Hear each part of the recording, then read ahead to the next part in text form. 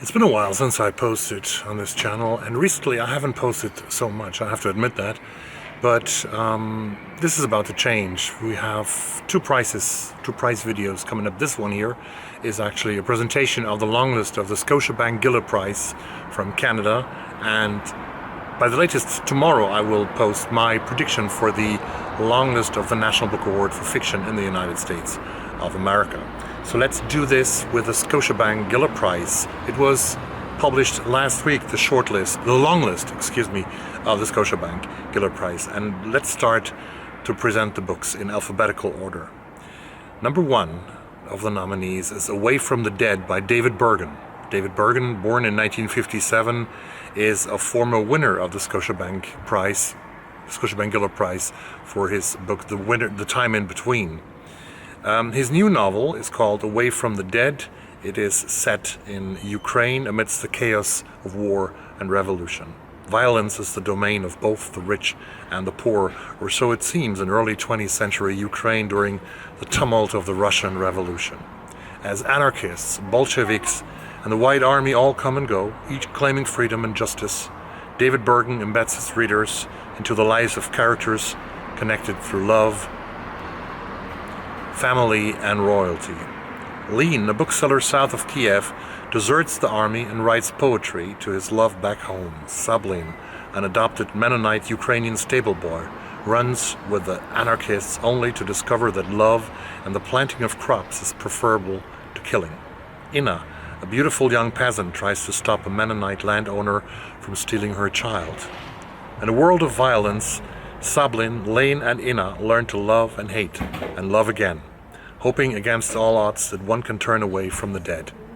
In this beautifully crafted novel, David Bergen takes us to a place where chaos reigns, where answers come from everywhere and nowhere, and where both the beauty and horror of humanity are on full display.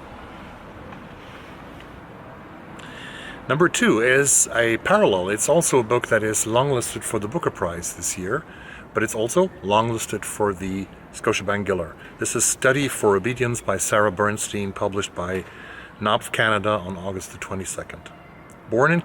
She was born in Canada. She lives in Scotland. That's how you can see how interesting that is, how authors sometimes get nominated here. This is a young woman moves from the place of her birth to the remote northern country of her forebears to be housekeeper to her brother, whose wife has recently left him. Soon after her arrival, a series of inexplicable events occur. Collective bovine hysteria, the demise of a ewe and her newly born lamb, a local dog's phantom pregnancy, a potato blight. She notices that the local suspicion about incomers in general seems to be directed with some intensity at her, and she senses a mounting threat that lies just beyond the garden gate. And as she feels the hostility growing, pressing at the edges of her brother's property, she fears that, should the rumblings in the town gather themselves into a more defined shape, who knows what might happen, what one might be capable of doing. Number three might be a surprise to you, because everybody identifies this author as New Zealander, but she was actually born and raised in Canada, and she went to high school in Canada. I'm speaking of Eleanor Catton, the Booker Prize winner, the youngest Booker Prize winner ever, and her new novel, Burnham Wood, published by Farrar, Straus and Giroux on March 7. Born in Canada, she went to Burnside High School, so she's eligible for the Scotiabank Giller Prize. She wasn't nominated for the Booker. 5 years ago, Mira Bunting found a guerrilla gardening group, Burnham Wood, an undeclared, unregulated, sometimes criminal, sometimes philanthropic gathering of friends. This activist collective plants crops where no one will notice on the sides of roads and forgotten parks and neglected backyards. For years, the group has struggled to break even. But there's also this American billionaire called Robert Lemoyne, who has snatched that land up to build his end times bunker, or so he tells Myra when he catches her on the property. A gripping psychological thriller from the Booker Prize winning author of The Luminaries, Burnham Wood is Shakespearean in its wit, drama, and immersion in character. A brilliantly constructed consideration of intentions, actions, and consequences. It is an unflinching examination of the human impulse to ensure our own survival. The Double Life of Benson Yu by Kevin Chong, published on April 18 by Atria Books. This author was born in Hong Kong and lives in Vancouver. In a China House housing project lives 12-year-old Benny, his ailing grandmother, and his strange neighbor Constantine, a man who believes he's a reincarnated medieval samurai. When his grandmother is hospitalized, Benny manages to survive on his own until a social worker comes snooping. With no other family, he's reluctantly taken in by Constantine, and soon an unlikely bond forms between the two. At least that's what you, the narrator of the story, wants to write. The creator of a best-selling comic book, you is struggling with continuing the poignant tale of Benny and Constantine and can't help but interject from the present day, slowly revealing a darker backstory. Can you confront the demons he's spent his adult life avoiding, or risk his own life and Benny's? Number 5 on the Scotiabank Giller long list this year is The Clarion by Nina Dunick, published on September 5, a few days ago, by Invisible Publishing. We all lined up for a whipping by the shouting beauty and tender traumas of life. All of us so sensitive, and now this beautiful girl with soft brown hair that was shot with gold in the sun. Another one of us starting to stumble. Peter plays the trumpet and works in a kitchen partying. Stasi tries to climb the corporate ladder and lands in therapy. These sensitive siblings struggle to find their place in the world, seeking intimacy and belonging or trying to escape it. A promising audition, a lost promotion, intriguing strangers, a silent lover, and a grieving neighbor. In rich sensual scenes and moody brilliance, The Clarion explores rituals of connection and belonging, themes of intimacy and performance, and how far we wander to find or lose our sense of self. Alternating between 5 days in Peter's life and several months of Stasi's, Dunwich's debut novel captures the vague, hopeful melancholy of any generation that believes it was never called to something great. Number 6, We Meant Well by Iram Shazia Hassan, April 11, 2023, by ECW Press. This author was born in Canada, raised in France. A propulsive debut that grapples with timely questions about what it means to be charitable, who deserves what, and who gets the power to decide. It's the middle of the night in Los Angeles when Maya, a married mother of one, receives the phone call. Her colleague Mark has been accused of assaulting a local girl in Lacani, where they operate a charitable orphanage. Can she get on the next flight?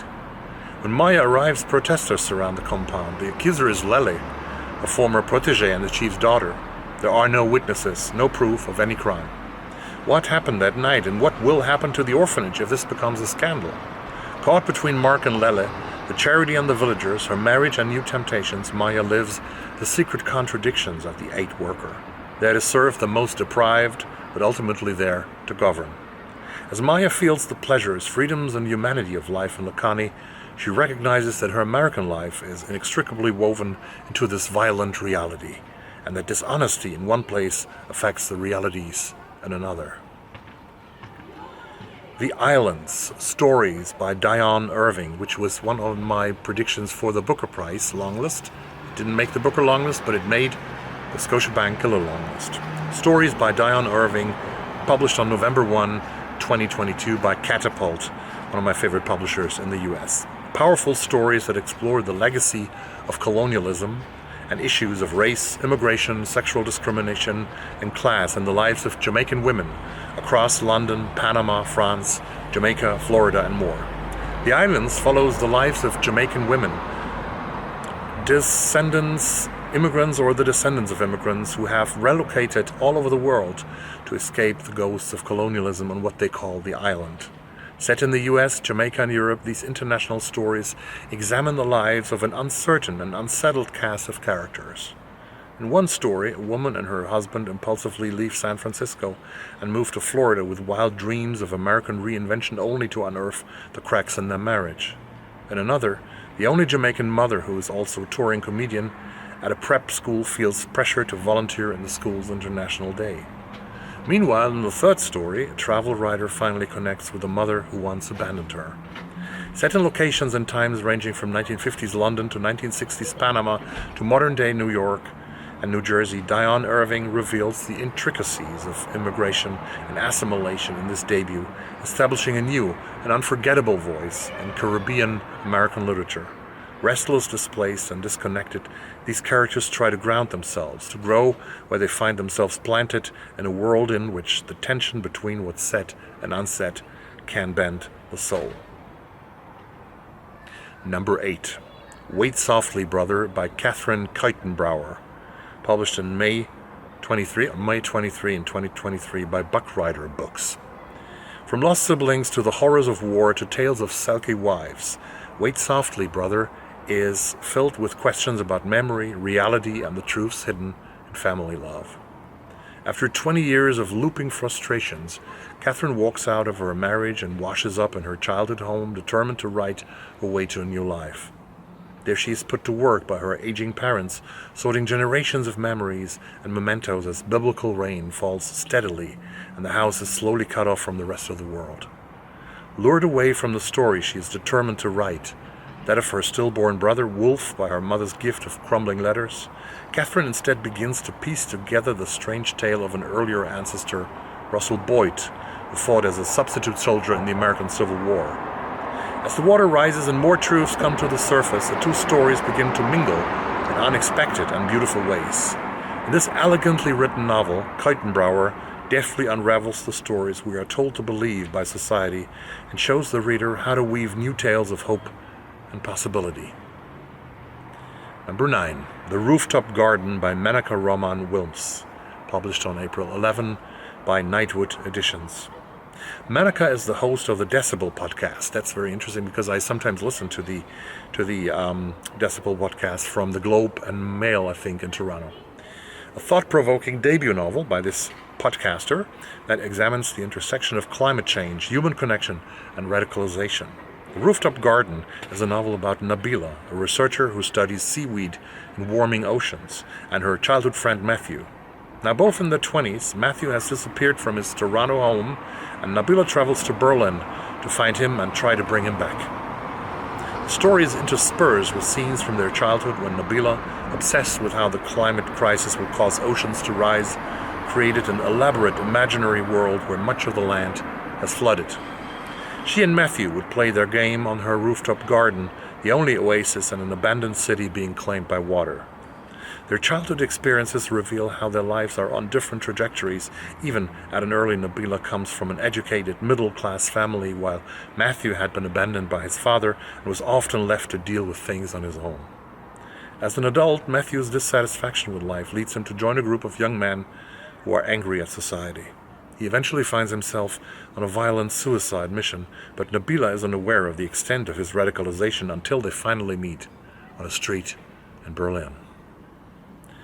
Number 10, All the Color in the World by C.S. Richardson, published on January 17 by Knopf Canada.